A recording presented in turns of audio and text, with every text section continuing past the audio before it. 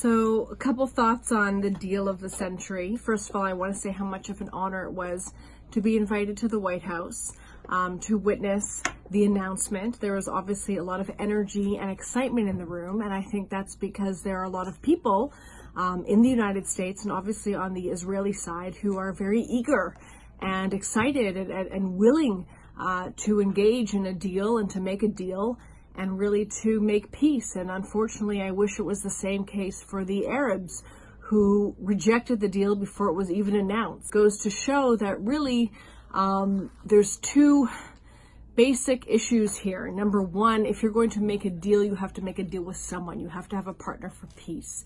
And time again, the Palestinian Muslims have shown that they are less interested in state building and more interested in engaging in terror.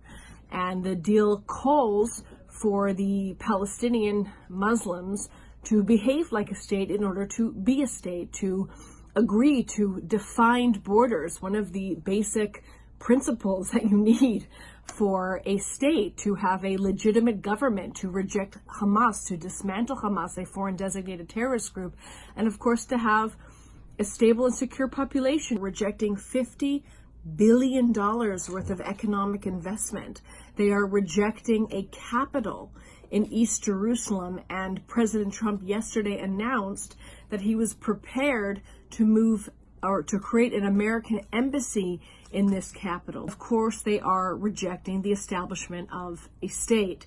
So the second point that I think has to be emphasized is that the deal, even though there are a lot of innovative ideas, is still based really on a false premise, and a premise that is frankly passé at this point, which is the so-called two-state solution.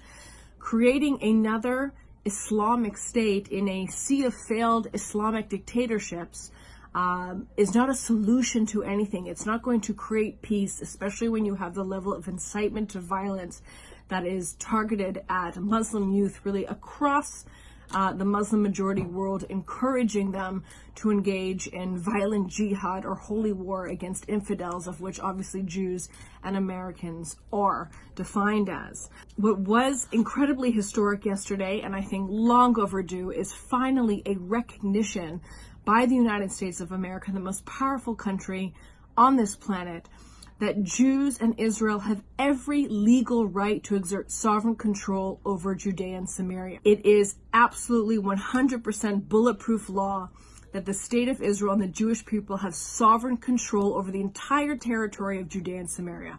If it wasn't such, if you don't recognize that, then how can you then engage and in the premise that Israel can negotiate away something that it does not own? Israel must have control and legitimate ownership over something in order to negotiate it away. And that's exactly what Israel and the Jewish people are prepared to do: give away something they have full legal title to for the prospects of peace. And what are they getting in return? Constant rejection, incitement to terror. Palestinian Muslims, of course, are rejecting the best deal they ever have had and probably ever will have, because the world is really getting tired of their constant rejecting of a future to live in peace with their neighbors who want peace so badly.